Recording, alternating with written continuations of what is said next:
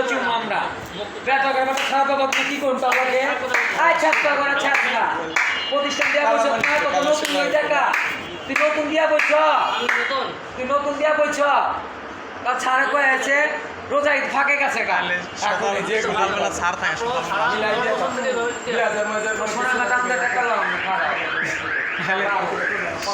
আচ্ছা রায় কোথা